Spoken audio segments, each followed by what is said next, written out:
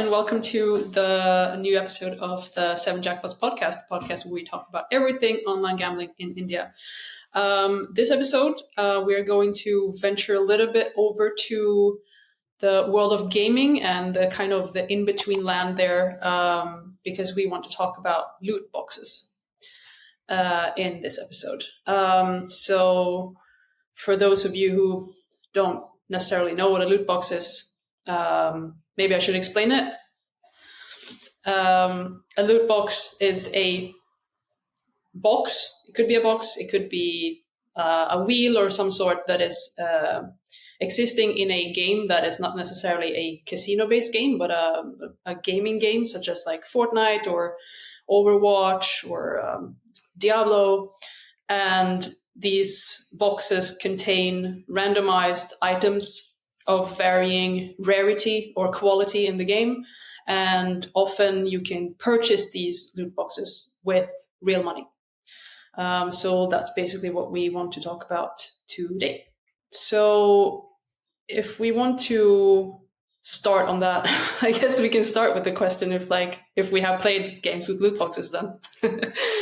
It's relevant because we target the Indian market, and the esports scene is in India. Esports and e-gaming in general are growing as hell.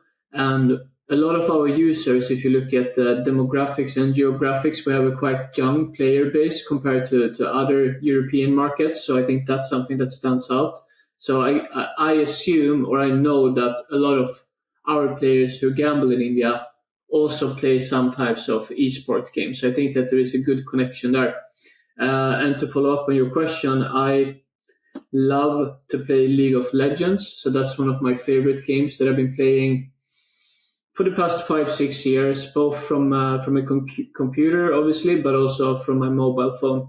And I used to play a lot of Counter-Strike, so CSGO. And I still look at tournaments on a monthly basis. So I have quite a lot of experience, I would say. And even if I'm getting older, I still love to play. So I have a quite good experience, I would say, and knowledge about it. I like the loot box concept for myself, but I've probably spent at least a couple of €100 on loot boxes throughout the years. But yeah, I do the same. I played PUBG and then some like Clash of Clans and Archero. Doom has come out with like a mobile version it's very similar to Archero, but they also have like some in-game loot box ideas. So yeah, I mean, I've also experienced within seeing them and buying them. I don't have much experience because, as you know me, I'm the guy on the theoretical side. But I've seen it with friends, and I've checked it out that they have it in pretty much every major gaming genre out there. From sports, they have it in NBA or NFL or the FIFA. They have it in racing, like Hot Wheels, the funny cars that race around, and they have it even in puzzle games. So it's found everywhere, and it just depends how daring the gaming studios are in proposing these rewards to the players, paid rewards.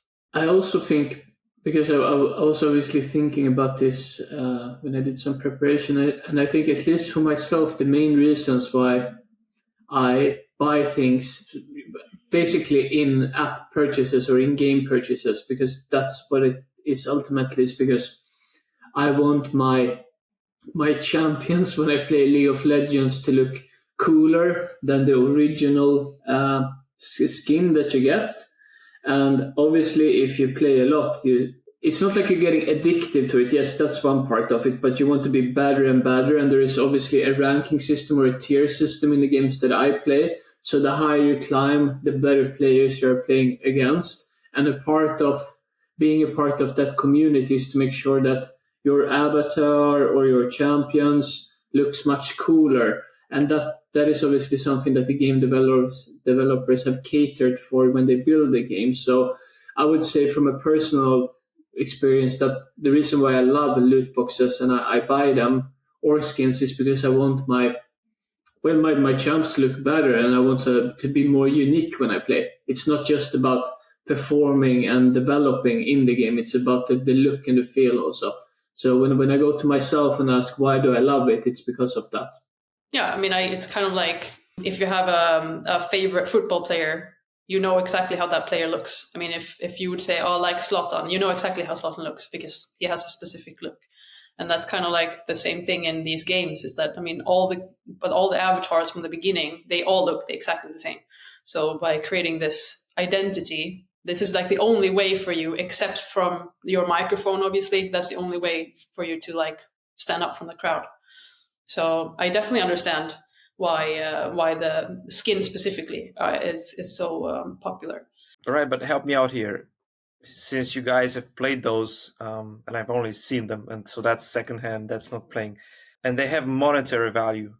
Can you trade them? Can you exchange skins or objects? Yes, you can. Not in all games, but that's kind of like you can. So, for example, CS:GO, Steam has their own CS:GO market, so you can go and trade skins with other players there.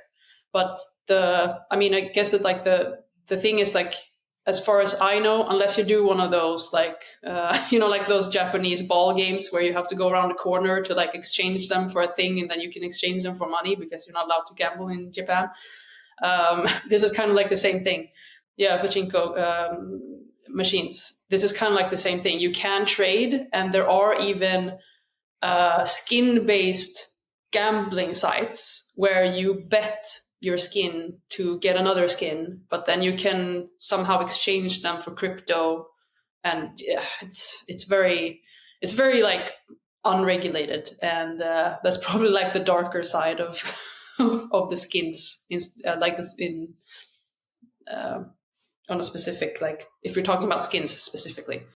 Yeah, I was going to comment on the regulated part, but then I see following our schedule that I'm jumping a bit, so we can wait with that one. But to answer your question, in the games that I play, how you can make money. So you have your account and you play and you level up and you get better rankings, and then you can buy skins so your champions looks nicer. And there is a huge market for selling your accounts to people who doesn't want to play as many hours as they have to jump the ladders, so to speak. So that's one way that I know that not a lot of people, but that you can make money. You can basically sell your account to someone else, and well, then you get better rankings and can start playing with better players almost immediately. But like the quick answer there is like, no, you cannot purchase a loot box, get a skin, and then exchange that for money that you can cash out. That doesn't.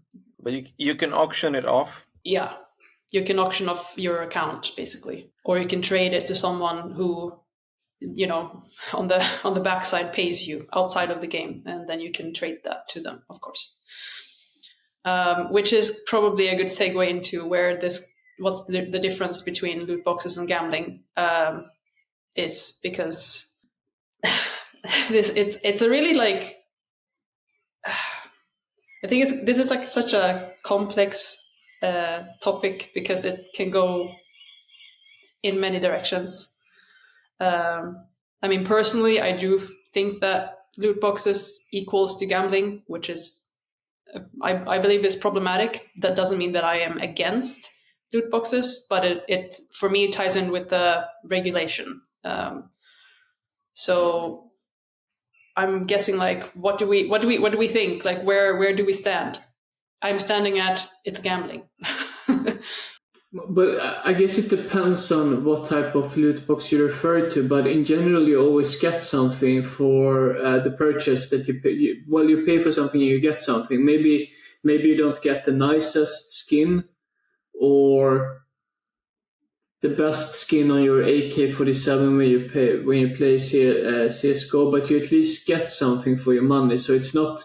I know that there are some games like GTA, for example. I know that you can go into a physical casino you can go into a casino in the game and play and win tokens and stuff. And I guess you can lose also. But for me, when it comes to loot boxes in the games that I play, you at least get something for the money, even though that it might not be the best skin that you aimed for. While when you gamble, you can actually lose everything and you don't get anything besides the entertainment part where you see the real spins if you play a slot machine or roulette or whatever. But you get the experience, but you don't get anything back if you lose. So for me, it's a thin line. But for me, gambling is the means that you can lose what you bet. That's gambling for me in a nutshell. And loot boxes are slightly different, at least the way I see it. And this is why I'm at the opposite end of the spectrum from Felicia. And it's for me, it's not gambling for the simple reason that Matthias concluded. You get something. When you buy a lottery ticket, you either win or you don't. So it's very binary. You can win a little bit, but you in most cases you don't. When you play any, I don't know, poker, anything that's regulated, that's legal, that's out there, sports betting and is really well regulated in Europe and everything. But in most cases, you don't win.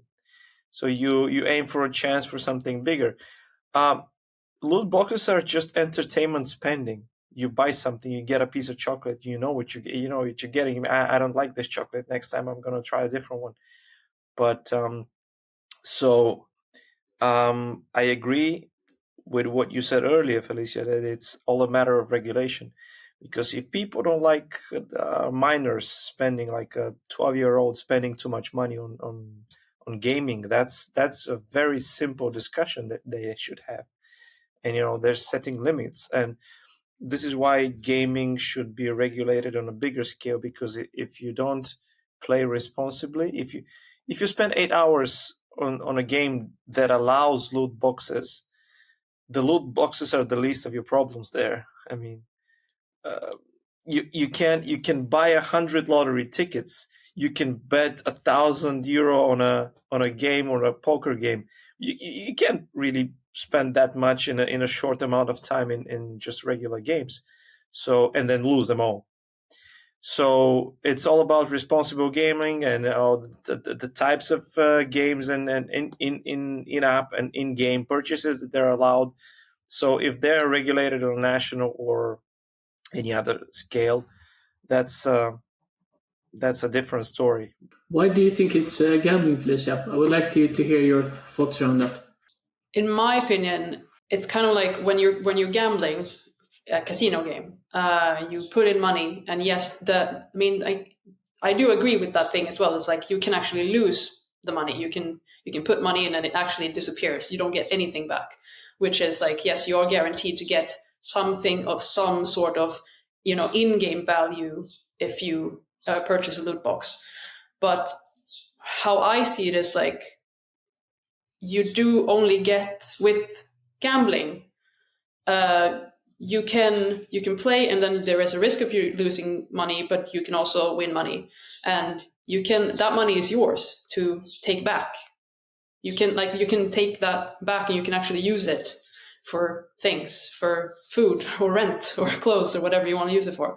But when you put money into these games through loot boxes, you don't necessarily, you don't gain anything other than, yes, I understand that like some games might have, weapons and things in the loot boxes that actually increase the value of your character in this game. So like you can deal more damage or have more armor or whatever it is. Or you can look cooler, but at the end of the day, it's like, this is in the game. So that's the only place where this has any value whatsoever. And you can't, that's it. You can't, unless you do these, behind the scenes kind of exchanges, you can't get that money back. And I don't mind purchases in games. That's the thing. I don't mind that. And personally, for me, I do not either mind the loot box aspect, but it is the loot box thing that is the issue, because these games are completely unregulated. Anyone can play. And I think that's if these games were regulated in the same way as casinos were, and then of course, loot box away, spend hundreds of euros every month if you want to. But the problem is that you have 10-year-olds playing and spending a lot of a lot of money on these things. And I mean, there is so much research out there showing that people who are exposed to loot boxes in a young age have much higher risk of developing gambling problems when they are older. So even though it's not gambling, if we say loot boxes is just an in-game purchase feature, they develop gambling problems later in life. So I mean, somewhere we have to see that these two things are connected, whether we want to or not. So that's kind of that's where my mind lies. The two lines of thought are absolutely compatible, because there's in a narrow sense, the definition of why people consider it gambling is because you pay a certain amount of money for an uncertain outcome. That's very simple, and that's where the gambling angle is. But then, you can spend your money in a virtual world in Decentraland. You can buy tokens, and then you can buy a lawnmower, and you work with that, and you just get money back, and it's just so the whole in-game spending is a world that's as big as we can. We don't have enough time and imagination to explore all these issues. So we go back to regulation. Who can spend, on what you can spend, and what you can unlock. If the game recognizes that you're a minor, it doesn't simply sell you some things, or it doesn't sell you above a certain limit, or it doesn't sell a time limit or a monetary limit or something. It's just it's all about putting some rules out there. Fair enough. And every time you read about something like this, when there is a problem, there is always headlines about the minors playing this game, and in the game they made purchases, loot boxes, and they overspent, or they spent too much, and mom and dad didn't have control over their limits in the game. So I give you that one, and I also think that it triggers the same type of addiction as gambling addiction if you play at a casino. It's the exact same patterns. So on that one, I'm with you 100%. When doing research for this podcast, I actually found an article from Forbes that was published in May this year that actually talked about a research that was made by the Central Queensland University regarding loot boxes. And I mean, they actually found the average spending from different age groups, and the age group of 12 to 17-year-olds spend on average $50 a month on loot boxes, while 18 to 24-year-olds spend $72 a month on loot boxes. And the same research is the one that shows that these people who play in these ages, they do have their odds or their risk of developing problems further down the line is exponentially higher than people who are not exposed to them. So I mean, I think for me, $72 a month on just random things is, to me, it's crazy. But at the same time, it's when I was a teenager, I did pay monthly. I did pay for World of Warcraft every month. I did that. And that's kind of where I think these games are or they should head to, into a certain, in a certain aspect, because I knew what I was getting. I knew that I paid, a certain amount per month, and I knew what I was getting. I knew that I was getting access to this game, and I knew that I had got access to all these different raids and all the loot that I could get there. So I think that's the big thing. These are randomized. You don't know what you're going to get. You can spend $72 and you might receive shit for all those $72. I think that's kind of part of the problem, which is also something that has been something that you've seen recently, because there have been some lawsuits and some fines for loot box related things. I mean, for example, Epic Games, they were properly fined for loot boxes in Fortnite. And there has recently been a lawsuit against Nintendo because they had something called Spotlight Pipes in Mario Kart Tour, which was exactly like a loot box. But they just changed that. So now they instead have an in-game shop where you see the items and you can buy them if you want them. And Overwatch had loot boxes. They changed that to having battle passes instead, which is kind of like a monthly membership thing. So I mean, I think that's a much healthier thing. Because you can either go two ways. I think you can go either you go with these things being regulated and you keep the loot boxes, or you change them into these like battle pass kind of or in-game shop things, and that's a way that you could avoid having to regulate, because then the gambling aspect is removed, if you want to call it a gambling aspect. If you want to simplify it, it's actually it's on Apple, or I guess Google Play, then for Samsung phones to regulate the app developers. And what I mean by that is that they are approving everything that is being published there. So I think if we're going to talk about who the regulator is, I guess there is obviously some governance depending on which country you are in. But overall, at least what I found when I tried to dig into this is that it's ultimately Apple who reviews everything before you put up your app. Yeah, but wouldn't that kind of like be the same for casinos? I mean, you can download their app on Apple, but Apple is not responsible for them having a license. Yeah, good point. People play less casinos on apps anyway. So many casinos popping up, and the market is so dynamic, you don't even have the time to download all the integrated apps, so you just play on a mobile side.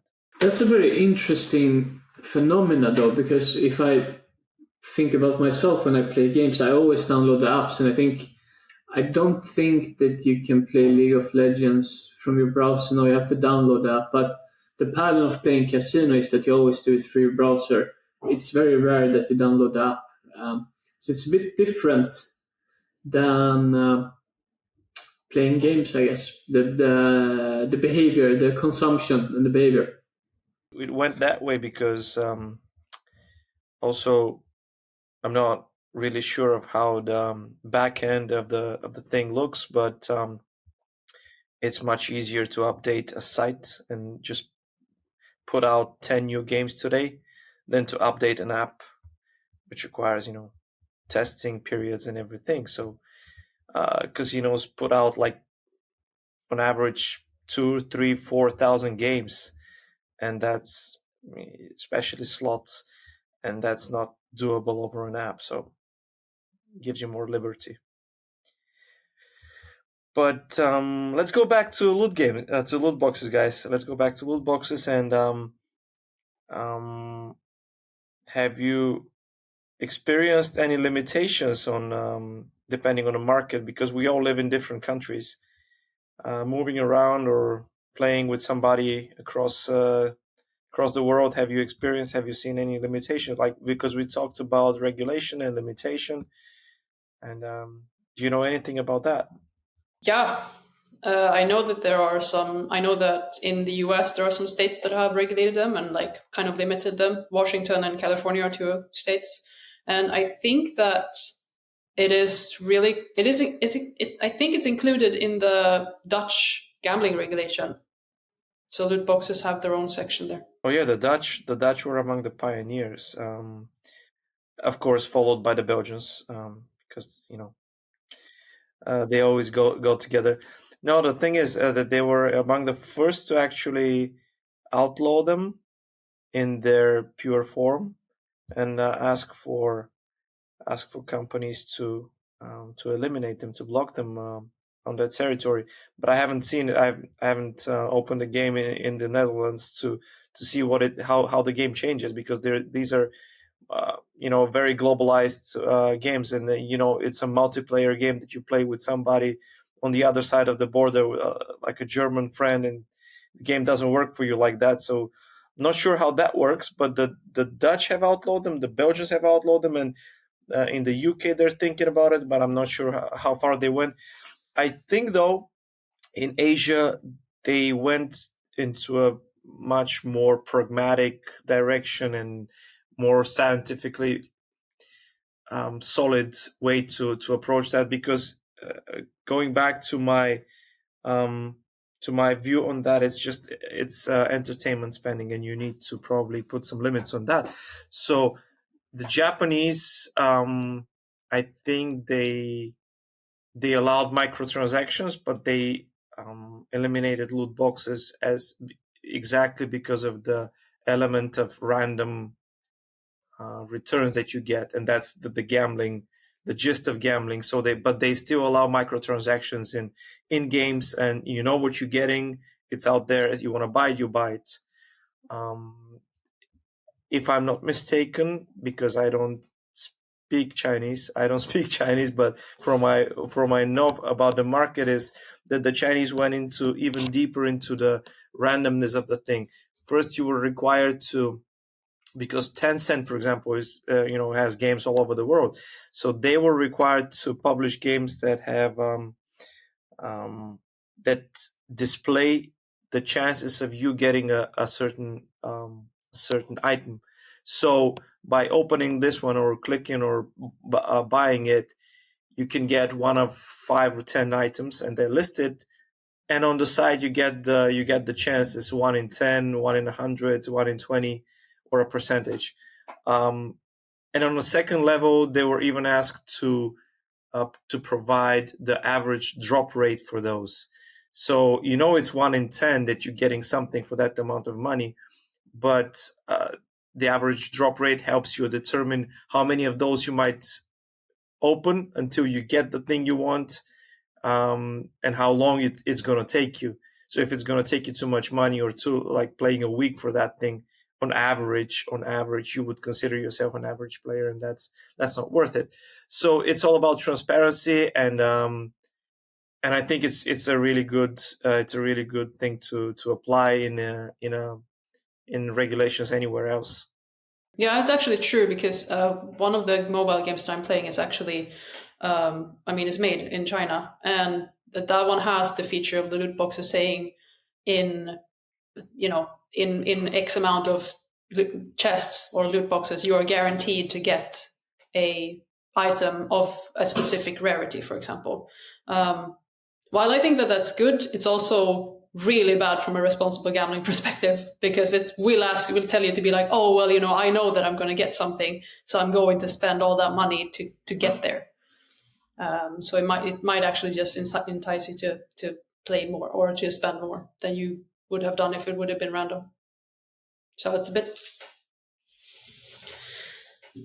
And also, like, if you look at all these things, you can say, like, yes, of course, you can get the percentages, and you can get the chance of getting something. But the interesting thing is, like, none of these games actually are required to confirm that their algorithms are correct.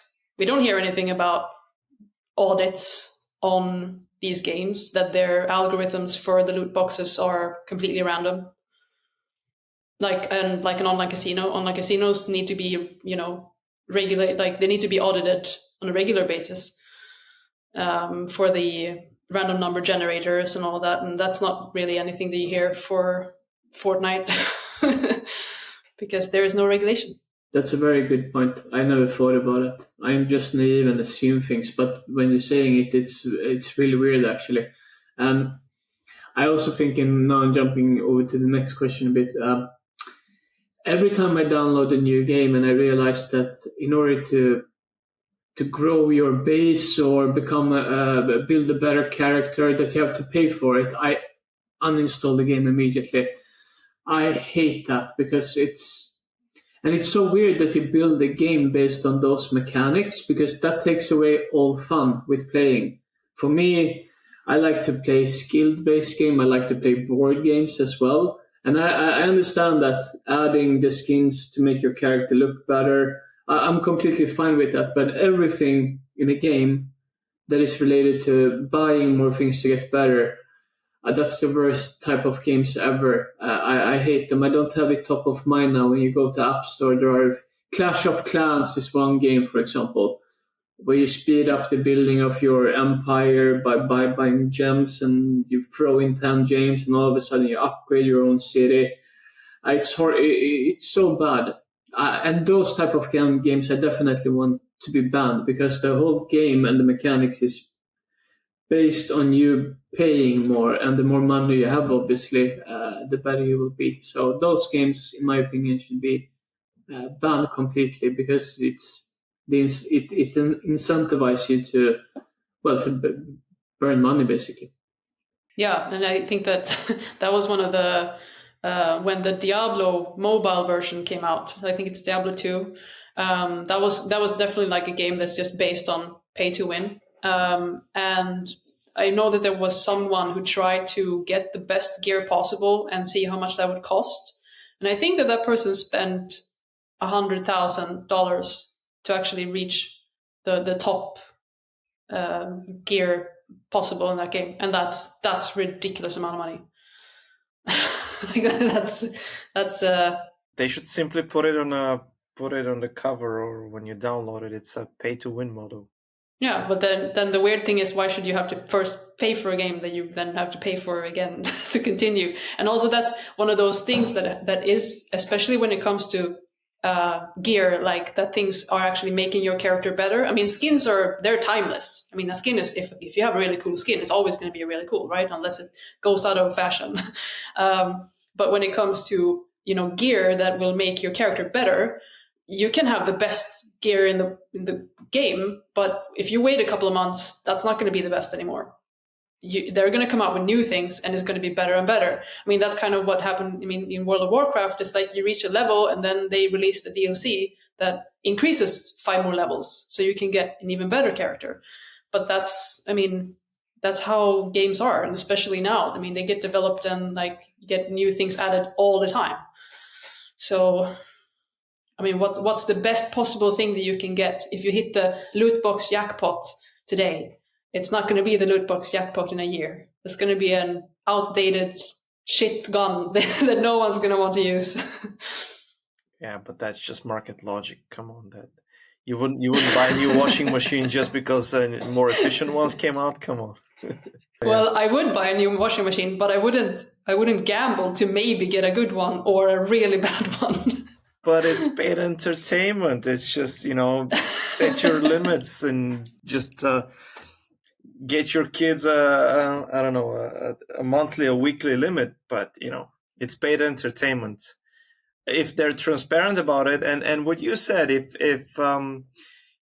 they're probably in a near future, they would have to set some even basic licensing procedures and verifications for paid games, or even if there's a little element of chance, because that's a fair way to do it. Like you said, somebody should check their algorithms or their hashing codes if they check out if it's fair what they offer on the market. If it's not fair market practices, they should get sanctions and everything. So if it's fair, spend your money that you earn. Yeah, I mean, in India, I think they banned PUBG, but I'm not sure if the specific reason for that is loot boxes. I think it's more the nature of the game itself. No, I know why. It's because it's developed by Tencent, which is a Chinese company. That's why. So, yeah, political ban. Yeah, so we will just wait and see. I just know because, I mean, if you're interested in the stock market, there are so many listed game developers out there, and obviously everyone sees the figures that you were mentioning, Felicia, in terms of the average band. I think you said 12 to 17 years old in US, $50 per month. So it's obviously a huge market, and that will attract. Yeah, the research was done in Queensland, so it's probably new, and it's Australian dollars, but yeah. Okay. Yeah, but we will see. It feels so bad for all the kids out there because there's so many games out there that you can play and get stuck in and invest in loot boxes, entertainment purchases just to build your character. So, yeah. Do we want to touch upon the last question if they're unfair? Because obviously, I mean, it's a bit of a tricky question, because like the question that I have is if loot boxes are unfair, because if you are a rich player, like you're personally rich, or you have a privilege of having a lot of money in your life, you can buy more loot boxes than someone who is not. And I guess if this doesn't really make that much of a difference, maybe in just, I mean, everyday leisure kind of games, but could be more relevant in like esports level gameplay. I'm just wondering what your take is on that question. I think that the mainstream games where you can compete, so in esport games, I think esport is going to be in the Olympics next year, if I'm not remember it wrong. I don't think so. I think that you might have a advantage if you start to play a game early and your parents can buy you nice gear, so you have the best computer or the best mouse or the best keyboard. But that's a different thing. But then obviously some games that are purely built based on how much money you spend, the more money you spend, the better you get. Those games are definitely unfair. So I guess it depends from game to game. My game, League of Legends, when they release new champions, you have to pay for them. You can play X amount of games and you can sort of build up your token, so you can pay for the champs for free, but that takes a long time. So I guess in some games it is unfair, but I think in the most mainstream games, it doesn't come down to how much money you have. It's skill based in terms of how good you are at playing the games. So it depends on the games. If we put a philosophical spin on the whole thing, the only true resource in this life is time. So it's really not fair if you can pay your way, and instead of playing a certain amount of time to get a benefit in game. So maybe I would expect that game developers put out a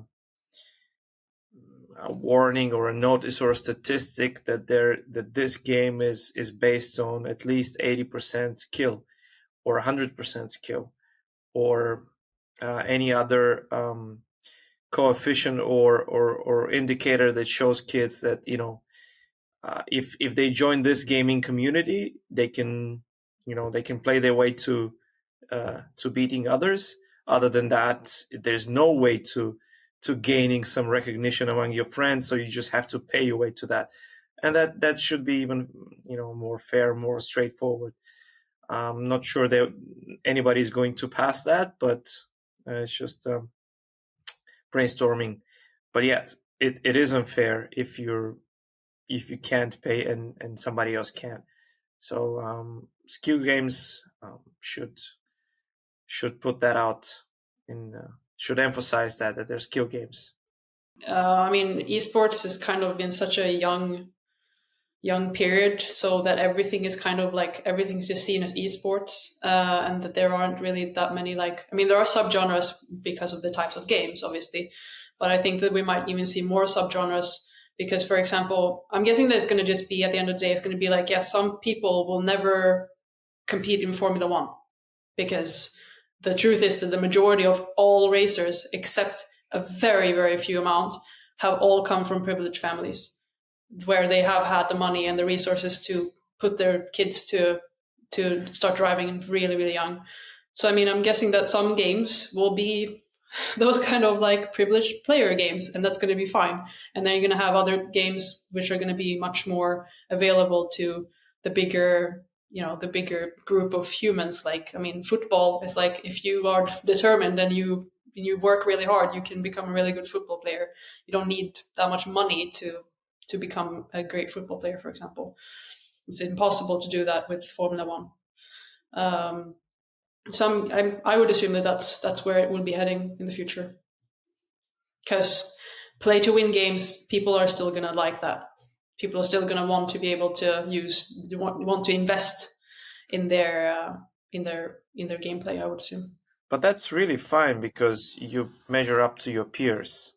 And that's the whole idea of gaming. You measure up to your peers, your friends, your classmates, so your colleagues at work. So that's fine. I think that's a nice way to end it or put it, because I agree, and I think in the end, if you are into playing RPG games on your mobile, you want to play a game where everyone is sort of equal and you compete on the same terms. it's not fun to play a game where you know that, well, this guy's beating me just because he bought more coins, or I can beat him if I paid for more coins. So I think it's in the nature of how we think of competitions in general. So no, it makes a lot of sense. I agree. Yeah, and I wouldn't be surprised if there will be rules and limitations on this as well, just as there are, like, for example, that you're not allowed to use specific shoes if you're running a marathon in the top tier runners, for example, just because some of the gear that's coming out now, some of the shoes are too good. Like, they give you too much of an advantage, so you almost get like it's unfair. So yeah, I definitely think that that's where we're heading in the future. Good stuff. Anything else on this topic? I think we covered most of it, right? Think so. Put a lid on it, Alicia. All right, cool. So that's everything for this episode on loot boxes. Please tell us what you think. What's your opinion on it? Do you think that loot boxes is gambling or not? You can leave a comment about it in the video below this in the comment section. And see you next time. Ciao, guys. Ciao, ciao. Bye.